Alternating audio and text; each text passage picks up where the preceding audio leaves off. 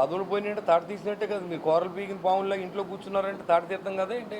తాట తీర్థం అంటే వచ్చి చర్మం పీకమని కాదు, అధికారం లేకుండా చేస్తానని చెప్పారు. అది చేశారు కదా. 150 సీట్లు 11 సీట్లు తీసుకొచ్చాం కదా. ఇంకెందుకంటే మీ బతుకులు మళ్ళీ అడుగుతాకేంటి? మీకు సిగ్గు లేకుండా రోడ్డెక్కి మాట్లాడుతున్నారు మీరు మళ్ళీని. తాట తీర్థం అంటే బ్లేడ్లు అవి పట్టుకుని బ్లేడ్ బ్యాచీలాగా కోసారు, మీకు మళ్ళీ గొట్టలెట్టుకొచ్చి నరికారు. అధికారం నుంచి తప్పించడం తాట తీయడం కదా. మీరు ఎలా ఉన్నారంటే ఇప్పుడు అంటే బాగోదని బయటకు వచ్చి మాట్లాడుతున్నారు తప్ప మీలో ఎక్కడెక్కడ జీవకం లేదు. మీకు రాజకీయం ఉంటే దర్పం మీ అధికారం అంతా మేము చూసాం. మాట్లాడితే బూతులు తిడతాం, మాట్లాడితే ఎవరినైనా సింగులర్లో మాట్లాడతాం. మీ జబ్బు పోదు, ఇంకా పోలేదు. ఎవడు జైలుకి వెళ్తాడు ఎమ్మెల్యే అయిపోతాడు అనుకుంటున్నాడు తప్ప ఈ చేసే తప్పులు పెద్దలు తెలుతాయని ఎవడు అనుకోవట్లేదు. అలా అయితే ప్రతి ఓడు జైలుకి వెళ్ళి వచ్చేస్తారు. ఒకసారి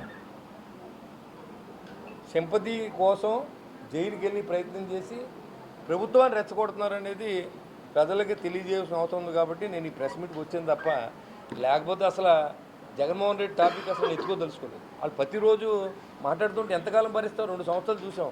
అనవసరం అత్తమానం వెళ్తాం మనకి ఎందుకని. కానీ ప్రతిరోజు ఇంకా అదే పనిలో ఉన్నారు కూర్చుని. ఏం జరిగినా సరే తెలంగాణలో ఎవరో ఒక బిడ్డ చూడాలని చివరి కోరికని ఒక అభిమాని అడిగితే వెళ్ళేటందుకు అన్నయ్య నువ్వు రమ్మన్నాడు, ఈయన వెళ్ళిపోయాడు. ఇదేంటిది? దానికి కూడా ఒక కామెంటు. అసలు నీకు సంబంధం లేని విషయం కదా అది. చావు బతుకులో ఉన్న వ్యక్తో లేకపోతే ఎవరో నాకు ఆఖరి కోరిక నన్ను రమ్మంటే ఆయన ఎంత ఖాళీయో చేసుకుని తెలంగాణలో మన మీద అవిశ్వాసం కూడా ఉంది. కానీ మనం వెళ్ళాలి, ప్రజల్లో ఉండాలనే ఉద్దేశంతో ఆయన వెళ్ళాడు. సార్, రాష్ట్రంలో కాపులందరూ పూర్తిగా నిరాశలో ఉన్నారని నిన్న వేదికగా వైసీపీ కాపు నేతలందరూ చెప్పిన పరిస్థితి. అంటే రాజకీయ కాపు కార్పొరేషన్ కూడా పూర్తిగా నిర్వీర్యం అయిపోయింది. చైర్మన్ సుబ్బారాయుడు కూడా మామూలుగా ఏదో తిరుగుతున్నారని అక్కడ కామెంట్. గత 5 సంవత్సరాల్లో వాళ్ళు ఏం చేశారో, ఈ 5 సంవత్సరాల్లో ఈ 2 సంవత్సరాల కూటమి ప్రభుత్వం ఏం చేయలేదో కూడా మీరు చెప్పండి ఒకసారి. మీ కార్పొరేషన్ చైర్మన్ కూర్చోబెడదాం. మా కార్పొరేషన్ చైర్మన్ని దానికి సంబంధించిన మంత్రివర్గంతో మాట్లాడి ఏదైనా కాపులు న్యాయం చేయాలంటే మీరు ఏమైనా ప్రపోజల్ పట్టరండి.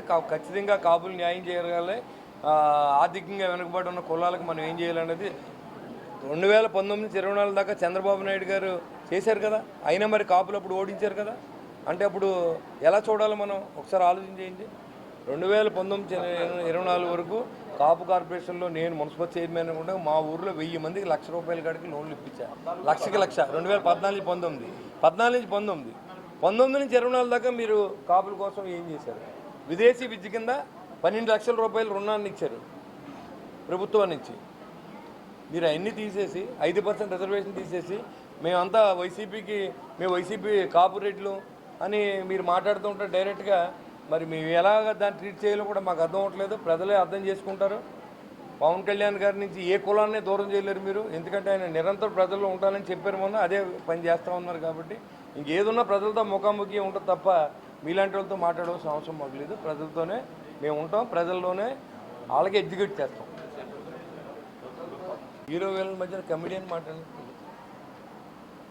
కూటమి ప్రభుత్వాన్ని చెప్పుకోలేకపోతే కళ్ళు ఉన్న కబోదులకు ఎవరికైనా కనపడదేమో. ఒక రోడ్డు లేదు, ఒక తట్ట మట్టి లేనటువంటి అసమర్థ పరిపాలన చూసాం. రైతు ధాన్యం తోలితే పండిస్తే ఎక్కడ తోలాలో తెలియని అసమర్థ పరిపాలన చూసాం. డ్రిప్ ఇరిగేషన్ తీసేసి రైతుని పట్టించుకొని ప్రభుత్వాన్ని చూసాం.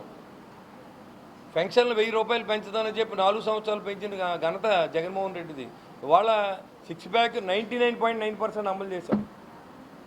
అంటే అలా కనపడతలేదేమో. నారాయణ గారికి కొన్ని కనపడవు. ఆయన ఒకసారి అన్నీ రివిజన్ చేసుకుని టీవీలో వేసి క్లిప్పింగ్ అన్నీ చూసుకుంటే ఆయనకి అర్థం అవుతుంది. కాబట్టి అదే నేను చెప్తున్నాను కదా, హీరో విలన్ దెబ్బలాడుకుంటే మధ్యలో కమెడియన్ వచ్చినట్టు వచ్చి ఆయన ఏదో మాట్లాడి వెళ్ళిపోతూ ఉంటాడు. కాబట్టి ఆయన సీనియర్, ఆయన గౌరవం ఆయన ఉంచుకోవాలి. ఇప్పుడు ప్రభుత్వం చేయకపోతే మీరు చేయలేదని చెప్పండి. ఏదన్నా మనం ఇవ్వలేనప్పుడు మీరు అడుగుతున్నారు కదా. మీరు ఏదైనా ఇవ్వకపోతే మీరు ఒంటరి మహిళలకు 1500 ఇస్తున్నారు, 50 సంవత్సరాల వాళ్ళకి డబ్బులు ఇస్తున్నారు. కరెక్టే, ఇవ్వాలని ఉన్నది. మీరు వైసీపీ ప్రభుత్వం గమనించండి. కొత్త పెన్షన్లు ఇస్తే 3 సంవత్సరాల కాలం పట్టింది జగన్మోహన్ రెడ్డి. తల్లికి వందనం ఇంటి ప్రతి బిడ్డకి ఇస్తానని చెప్పి ఒకరికే ఇచ్చారు. మద్యపాన నిషేధం పూర్తిగా నిషేధించి ఓటు అడుగుతాను అక్క చెల్లెలను అడిగినటువంటి పెద్ద మనిషి మద్యపాన నిషేధం మీద కోట్లాది రూపాయలు సంపాదించిన ఘనత అయింది. ఎన్నో ప్రాణాలు పోగొట్టిన ఘనత అయింది. ఇప్పుడు అన్నీ చేశారు కాబట్టే మమ్మల్ని అధికారంలో తీసుకొచ్చారు. ఇంకా జగన్మోహన్ రెడ్డి గురించి మాట్లాడవలసిన అవసరం లేదు. ఎందుకంటే ప్రజలు తిరస్కరించిన నేత. కానీ వాళ్ళు ఏంటంటే ఎక్కడ ఆగట్లే. సంవత్సరం నుంచి మొదలుపెట్టారు. బయటకు వచ్చి ఎంతసేపు ఇరిటేషన్.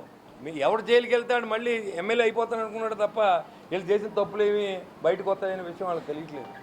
సరే బహిరంగంగా మీరు 22 కేసులు ఉన్నాయి, ఏ కులస్తులైనా ఉన్నాయి, మీరు ప్లకార్డులు పెట్టి తిరుగుతున్నారంటే మీరు క్రిమినల్కి సపోర్ట్ చేస్తున్నారా లేదా అక్కడ కులానికి సపోర్ట్ ఏదో చెప్పాలి, తేల్చి చెప్పండి.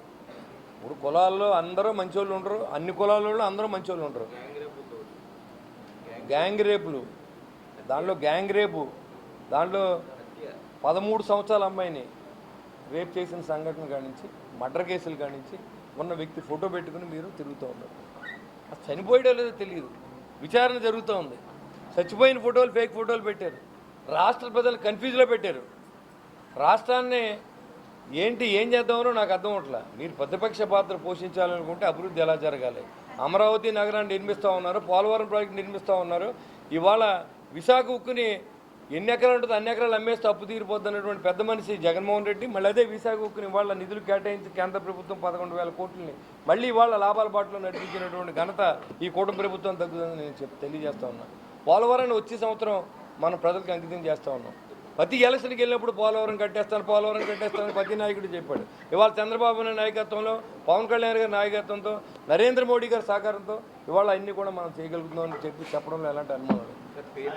సాయికృష్ణ కేసులో సిఐ నాగరాజు మంచి వ్యక్తి అని కూడా కృష్ణలంక ఏరియా కావచ్చు, లేకపోతే విజయవాడలో కూడా ఉద్యమాలు చేస్తారు, పబ్లిక్ ప్రజలందరూ కూడా రోడ్ల మీదకి వస్తారు. దాన్ని ఎలా చూడాలి? పబ్లిక్లో ఎక్కడ రెస్పాండ్ అవ్వలేదండి. ఈ రాజకీయ నిరుద్యోగులు మాత్రం దాని కేసు అప్పుడు చాలామందికి అన్యాయం జరిగింది, చాలా కుటుంబాలు అతని వల్ల ఇబ్బంది పడిన వాళ్ళు అందరూ కూడా హ్యాపీగా ఉన్నారు. వాళ్ళతో పాటు అతను ఒక్కడే కాదు, గంజాయి అనేది నిర్మూలించిన వ్యక్తిగా నేను చూశాను. నేను మీడియాలో గంజాయిని పూర్తిగా కృష్ణలంకలో నిర్మించిన వ్యక్తి సిఐ నాగరాజు అని చెప్తా ఉన్నాను. అక్కడ ఏం జరిగింది అంత మాత్రాన్ని చంపేయమని ఎక్కడా లేదు, దానికి నేనేం సపోర్ట్ చేయను. చట్టాన్ని మన చేతులు తీసుకోవాల్సిన అవసరం లేదు. క్రిమినల్ అది ఏదైనా జుడిషియల్గా వాళ్ళు ఏం చేయాలి తప్ప అక్కడ ఏం జరిగిందో తెలియకుండా మన ఊహాగానాల మధ్యన సిఐ నాగరాజు చంపేశాడనో లేదా ఇంకోటనో ఇవన్నీ ఇది కరెక్ట్ కాదు. కాబట్టి అది సిట్ వేశారు, వచ్చి రిపోర్ట్ని బట్టి మనం మాట్లాడుకోవాలి తప్ప ఊహాగానాల మధ్యన డెడ్ బాడీ ఫోటోలు పెట్టేసిన వ్యక్తులే చెప్పాలి దానికి సమాధానం ఏదైనా ఉంటే. కోర్టు కూడా రేపు పొద్దున్న 29వ తారీఖు లోపు మరి ఆయన చెప్పమన్నారు కదా ఈ బాడీ ఎక్కడ ఫోటో తీశారని మళ్ళీ చెప్తున్నాను నేను. రాంబాబు గారు మీరు తీశారు కరెక్ట్గా కోర్టుకు పెట్టేయండి. సిఐ నాగరాజుకి కానీ పోలీసుకి కానీ శిక్ష పడే బాధ్యత మీరు తీసుకోండి. ఖచ్చితంగా ప్రభుత్వం మీకు కూడా సపోర్ట్.